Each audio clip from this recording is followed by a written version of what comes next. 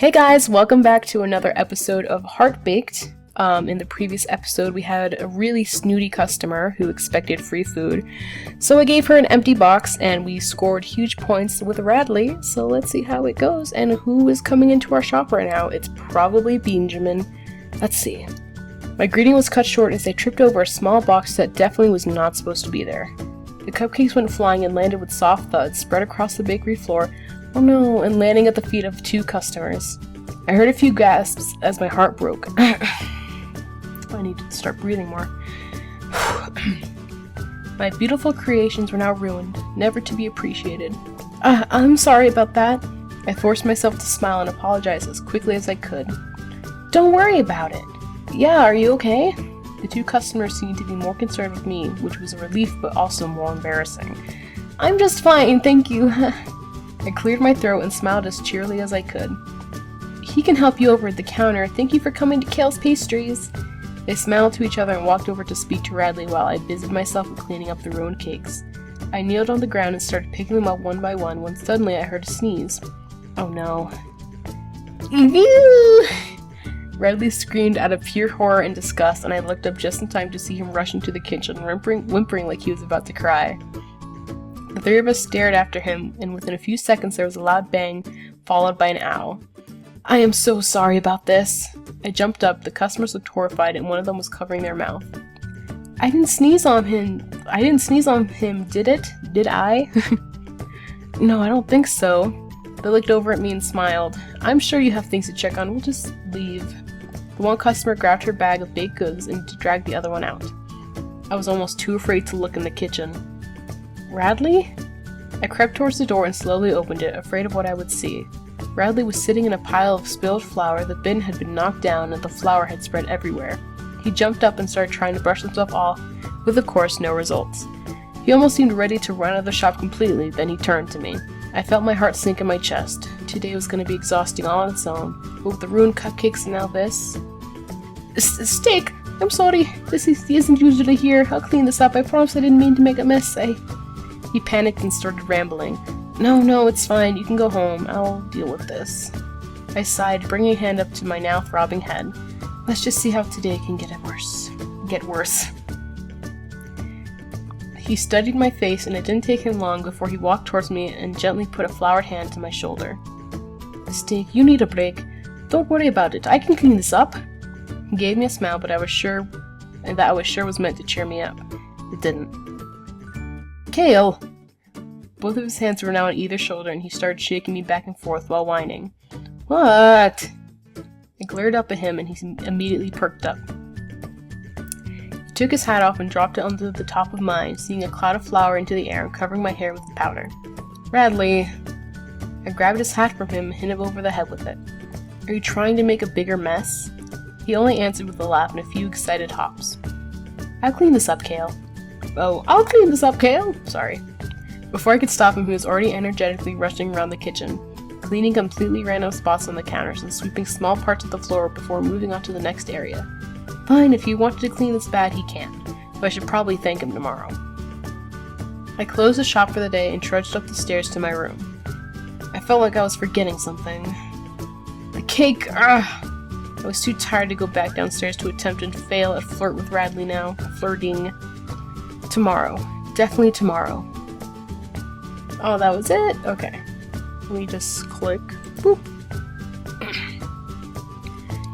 I woke up filled to the brim with motivation. Today was the day. Well, yesterday was supposed to be the day, but today was definitely the day. If today wasn't the day, then I'd have to accept the fact the pastry god had forsaken me. If anyone could hear my thoughts, they would probably think I was some sort of mad woman. Thanks a lot, Rads. I felt nervous. Why was I nervous? Of course he'd say yes. I'm me. Who wouldn't say yes? Aside from Carver, of course, but as my saying goes, kids and Carvers don't have opinions. Same. I laughed to myself, deciding that I would make that a well-known saying one day. Luckily, the shop was closed today, but that meant Radley had the day off, and I had to go search for him. It shouldn't be too difficult. Knowing Radley, he was probably at his house hiding away from any form of filth. Most likely scrubbing his house top to bottom and washing himself multiple times. I wouldn't be surprised if he decided his grass was too dirty.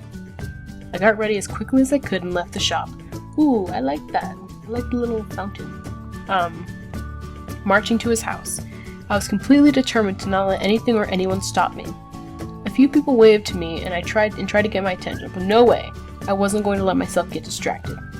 Ty, do you mind? Can you not move, please? Thank you. Yeah, go ahead, Sai. It didn't take long to get to Radley's house. Everyone lived pretty close to each other after all. I stood in front of his door and gave 3 loud knocks.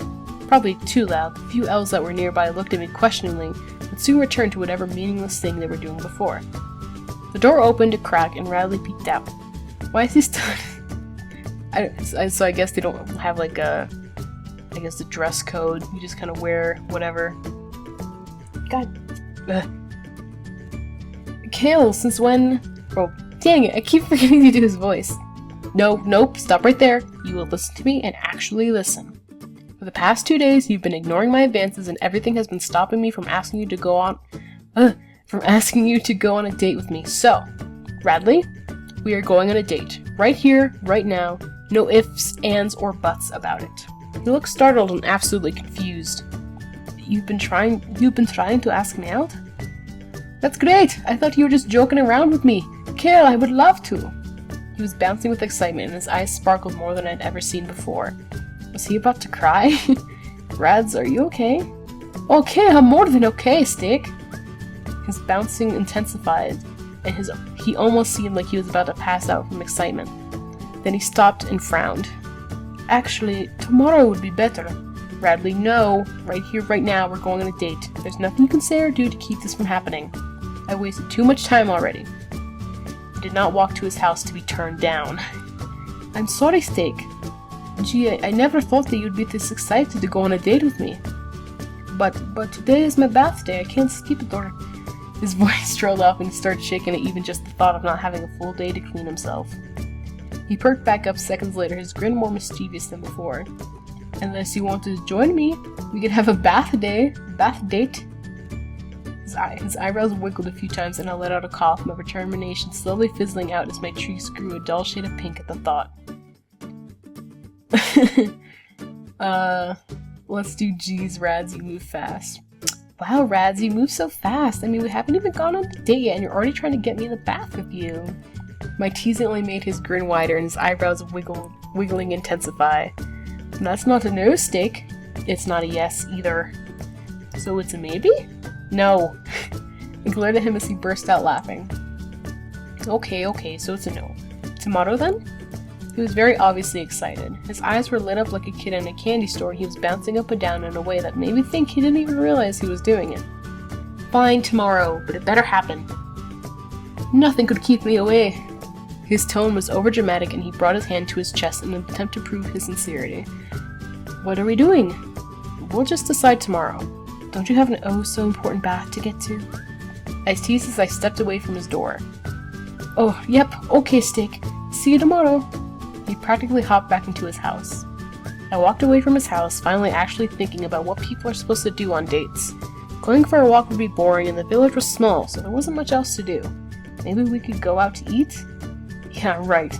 The only other place to village and to eat would be Carver's, and I was not stepping foot into his bakery.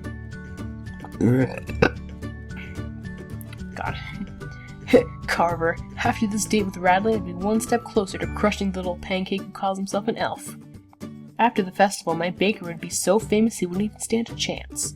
Not that he did now, but this would solidify my position as the best baker in the village. Oh, Jesus!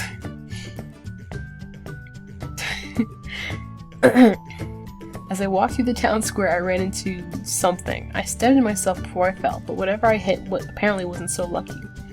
As I looked down, I found that it had been Carver I ran into. It was almost as if thinking his name summoned him. Ah, crap, what was his voice? It was like a Peridot voice. Watch where you're going! Yeah, there we go.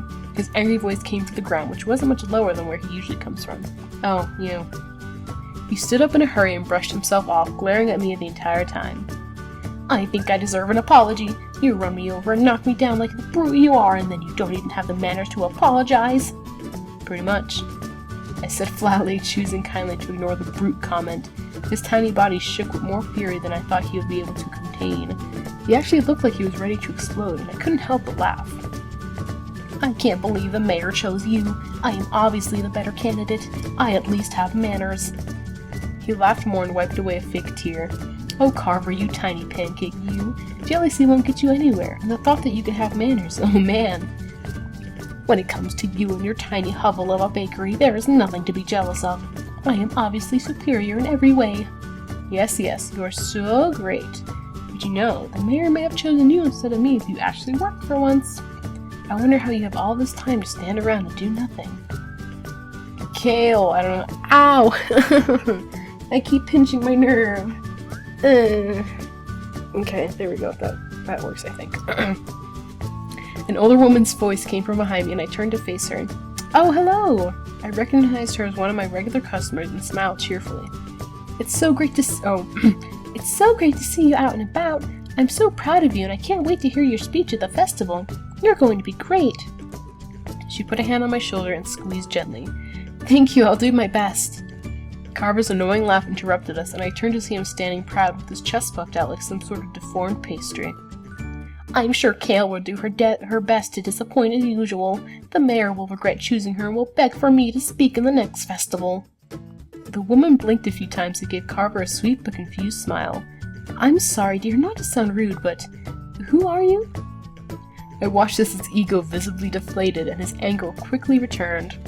He let out an angry growl as he stomped away, his tiny legs making him look like a toddler who wasn't getting what they wanted. Don't mind him. I laughed as we both watched him disappear into the distance.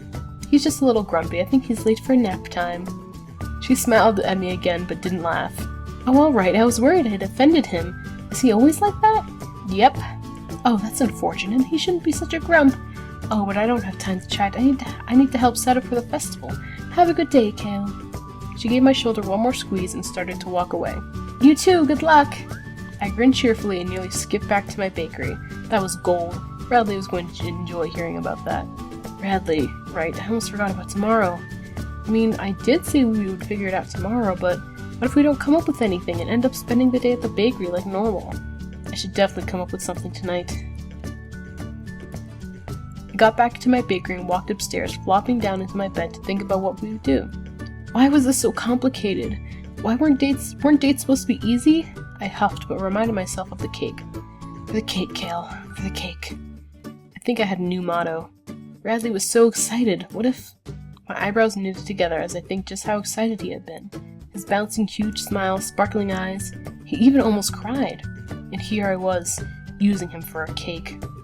How bad of a friend can you be? I muttered to myself, frowning as I reflected on just what I was doing to my best friend. I was lying to him, falsely gaining his love for the sake of a cake, for the sake of crushing my opponent and for gaining fame. Is it worth it? I sat in the quiet of my room, alone, and thought about what had brought me to this point before standing up abruptly. What are you thinking, Kale? I slapped my own cheeks a few times to snap myself out of whatever state I was in. Of course it's worth it. You'll be known as the best baker in the village. God, this is character. You will crush Carver. You will finally have finished all the recipes in your grandmother's book. If you don't do this, all your hopes and dreams will be toast. I threw my fist into the air as I cheered myself on. You can do it, Kale. It'll be worth it in the end. Oh god. Oh my gosh, this isn't gonna be good. Okay guys, that's going to be it for today. We're going to end the episode here and see what our date with Carver holds. And see if we're going to crush him, because he apparently has a thing for us and we're just using him, so that's kind of messed up. But we'll see how it goes. Okay, so I'll see you guys next time. Bye!